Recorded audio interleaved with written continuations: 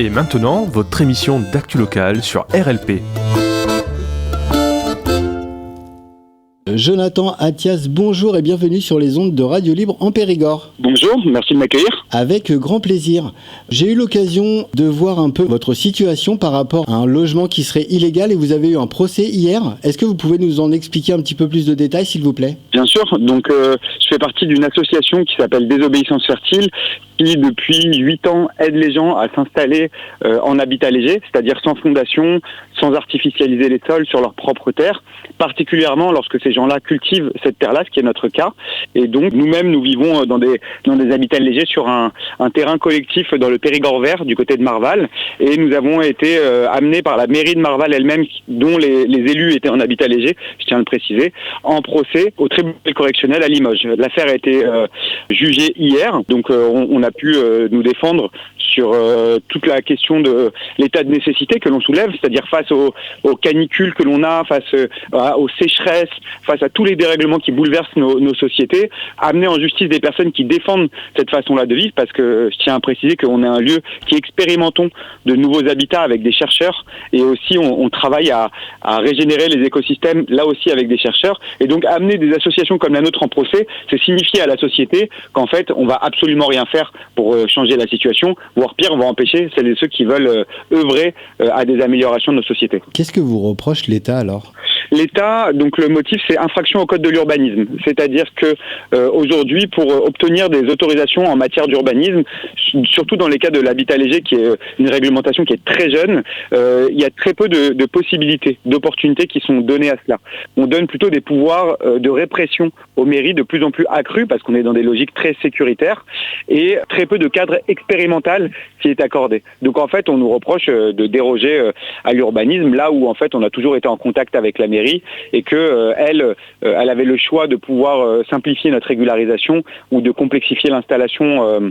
Et c'est des choix politiques en fait, et c'est ce qu'on a dit au juge d'ailleurs, c'est que quand on veut arranger quelqu'un, on sait très bien donner des dérogations. Quand on voit Amazon et d'autres entrepôts artificialiser des terres agricoles, il n'y a aucun problème, mais pour permettre à des personnes qui cultivent la terre de pouvoir s'y installer et respecter les écosystèmes, là on met des bâtons dans les roues. Ça fait combien de temps que vous êtes sur ce projet, Jonathan ? Alors sur le lieu pour lequel nous sommes jugés, ça fait 5 ans qu'on est là, on est arrivé en mai 2021, et auparavant nous étions en Corrèze, dans un lieu composé de cabanes, pour lequel on a aussi été en justice, pour lequel nous avons gagné le droit que ces cabanes puissent vivre et rester éternellement sur ces terres.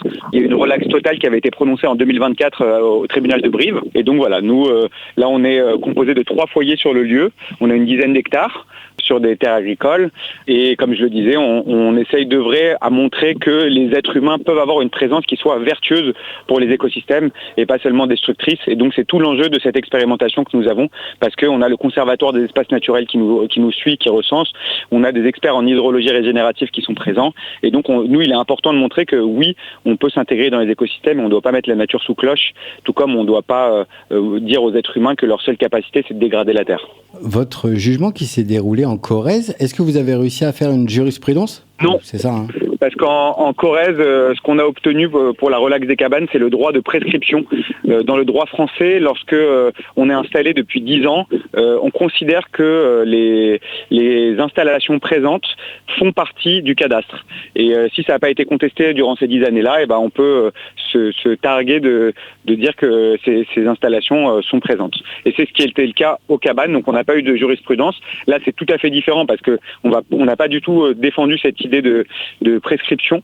On a vraiment défendu l'idée qu'il y a un état de nécessité écologique, que nous devons prendre un virage à 180 degrés, que le code de l'urbanisme est complètement inadapté aux enjeux écologiques de notre temps, et par conséquent que nous devons obtenir des décisions de justice qui aillent dans ce sens, dans le sens de changements favorables à la société pour les générations à venir. Et vous dites que vous êtes accompagné de plusieurs types de chercheurs et de chercheuses. Quel poids ça peut apporter lors de jugements, de procès ? Disons que ça apporte un certain poids dans la mesure où c'est des personnes qui travaillent, qui sont accréditées au sein d'offices publics, donc pour le Conservatoire des espaces naturels. Nous, on est aussi un cadre d'expérimentation avec un Master 2 à l'Université de Paris-Cergy, parce que j'enseigne là-bas, et donc il y a le directeur du Master Environnement qui vient chaque année avec les étudiants de cette promo pour venir passer 3 jours en immersion, pour constater aussi de cette façon-là de vivre.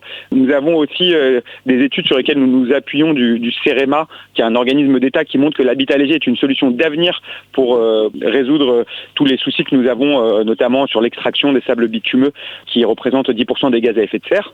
Donc en fait, oui, ça apporte un poids certain, l'accréditation de ces experts, parce que on peut recenser et voir à ce moment-là que ce dont nous parlons ne sont pas le fruit de fantasmes, mais de recherches accréditées par des personnes qui elles-mêmes le sont. Votre idée, vous, ça serait de faire bouger les lois, c'est ça, de faire bouger les lignes ?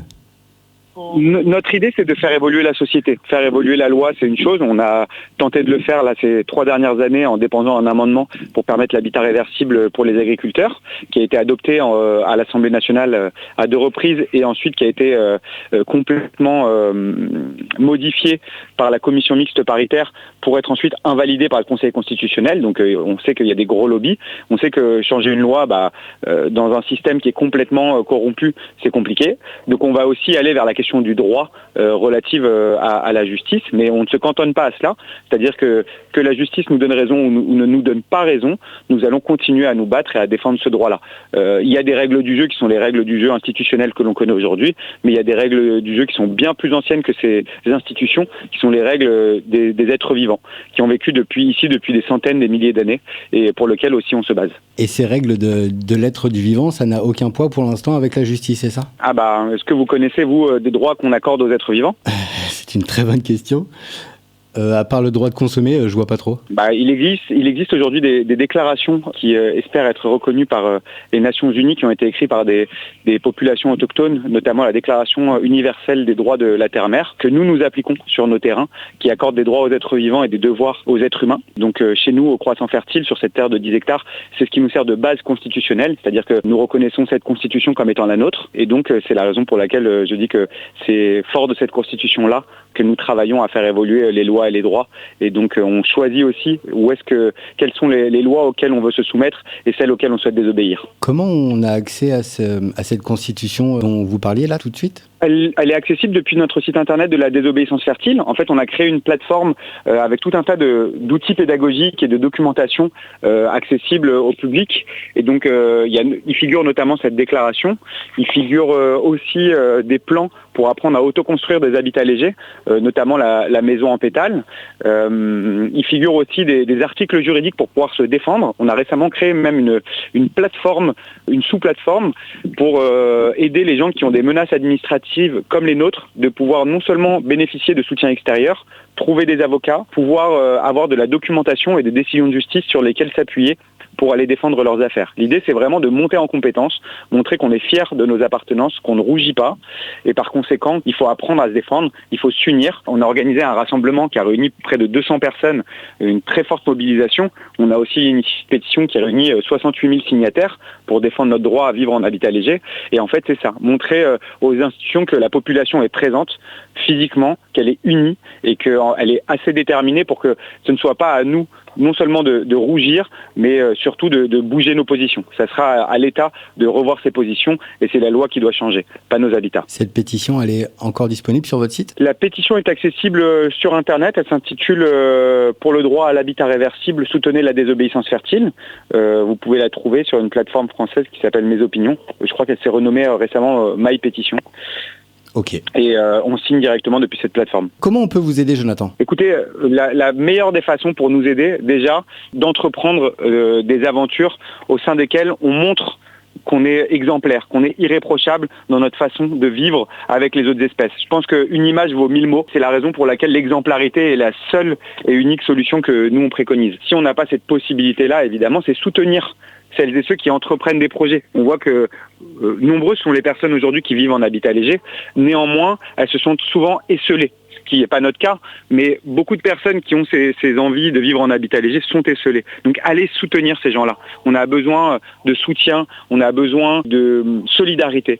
Je dirais aujourd'hui, on est dans une société où il y a beaucoup de divisions, où on est tous à se regarder un peu de travers parce que on n'a pas les mêmes codes, parce que on n'a pas les mêmes façons de faire. Et ben c'est vraiment un élan d'aller dépasser cela et d'aller vous montrer que le peuple est uni et que lorsqu'il y a des affaires comme les nôtres qui se présentent, parce qu'il y en a de nombreux autres, nous on a la chance d'être médiatisés notamment grâce à vous, mais il y en a qui n'ont pas cette chance-là, c'est d'aller soutenir tous ces gens qui ont besoin d'aide pour montrer là encore que notre population, notre peuple est uni par-delà les clivages politiques, par-delà les divisions que l'on va entretenir, et donc se dresser comme une force pour défendre ces droits-là. Est-ce qu'il y a une carte de référencement où est-ce qu'on peut voir les habitats légers ou les collectifs qui se créent ? Oui, tout à fait. Il y a une carte sur la plateforme Désobéissance Fertile, et il y a aussi une carte sur la plateforme cdhl.désobéissancefertile.com qui est accessible depuis le site de la Désobéissance Fertile, là encore, où on peut voir les gens qui ont besoin d'aide un peu partout en France, et ça c'est très précieux. Je dirais aussi qu'on soutient à la fois les gens dans des affaires en mettant à disposition des juristes et des avocats, on crée de la documentation pédagogique, donc c'est sûr que nous on vit sans aucune subvention, notre association, on ne vit que des dons. Donc si on peut bénéficier de soutien financier pour permettre de pouvoir travailler à la défense de nouvelles affaires, comme à l'élaboration de nouveaux prototypes d'habitat léger, ce qu'on crée chaque année, et les soutiens financiers sont évidemment bienvenus. Mais je commence pas par ça évidemment, parce que pour moi le plus grand soutien dont on a besoin, c'est un soutien humain, c'est un soutien fraternel, et évidemment le soutien financier est nécessaire, mais pour moi il est secondaire. Pour les auditeurs IS de Radio Libre Périgord, est-ce que vous avez encore quelque chose à annoncer ou... Moi je dirais qu'on vit une période qui est assez palpitante, parce qu'elle permet de l'audace. Voyant que la société nous conduit droit dans le mur, en fait, on a l'opportunité de pouvoir changer radicalement de direction. Et quand je dis radicalement, c'est-à-dire prendre à la racine le problème pour revoir complètement nos positions. Et donc, ça permet aussi beaucoup de créativité, ça permet beaucoup d'élan. Moi, l'invitation, elle est aussi de venir nous rencontrer au Croissant Fertile. On a un lieu collectif, on est un lieu qui accueillons chaque année à 500 personnes qui passent. Et donc, c'est aussi imaginer de nouvelles solidarités, de nouvelles formes de société, de nouvelles organisations, pouvoir montrer qu'on s'organise par-delà les institutions centralisées. Voilà, moi je travaille beaucoup aussi à travers mon emploi d'enseignant universitaire à redonner du pouvoir à la population, au local, à travers des assemblées. Moi je pense qu'on a besoin de se constituer en assemblée, de dire que nous sommes celles et ceux que nous attendons.